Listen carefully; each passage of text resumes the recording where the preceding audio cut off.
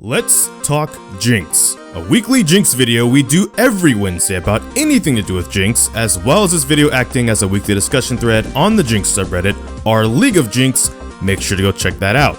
And in case you missed it, one of the things they're doing for AD carries in general this patch looks to be some base HP increases, as well as HP per level increases, as well as like the movement speed changes that are happening to things like Runon's Hurricanes and such like that. Jinx specifically, of course, as most AD carries, are getting some changes, and it reads like this over on a site like Surrender at 20 in case you missed it.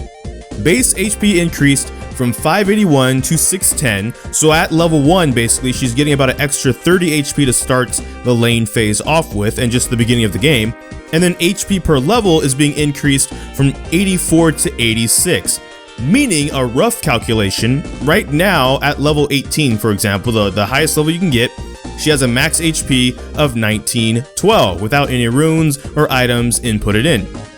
With this change, I believe it goes up to roughly 2,154, so almost an additional 250 HP with these changes in the late game. Again, not counting runes, not counting items, in case you go like resolve secondary, or with your stat runes, if you tend to take that one rune that gives you 15 to 60 extra health based off of level, so by the time it scales up it'll be like 60 extra health on top of that, almost close to maybe 300 extra HP, and then like a Bloodthirster with its shield is even more extra HP. Suddenly you're looking at 80 carries in the late game, where they're supposed to be super powerful of course, having also HP bars that are close to 2,500, which is a little bit less burstable than say 1,900.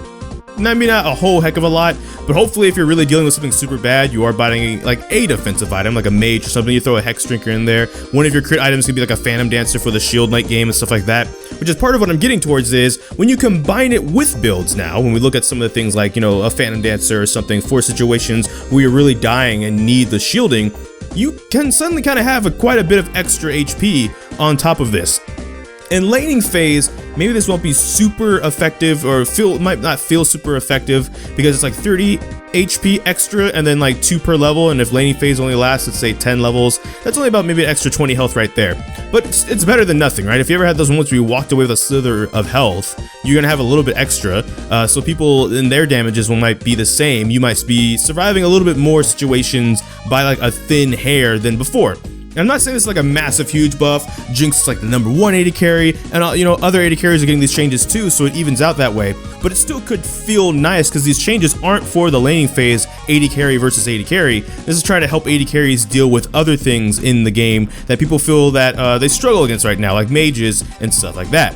So let's talk about this. Do you think for that specific reason this is something of a decent change? I for one am kind of willing to take anything, so I do think this is actually a pretty nice change. I think it's a change that won't break Jinx so that she has to get nerfed later, which is always one of my fears whenever they do touch Jinx in any ways is, oh, this looks great, but will it lead to her being nerfed later?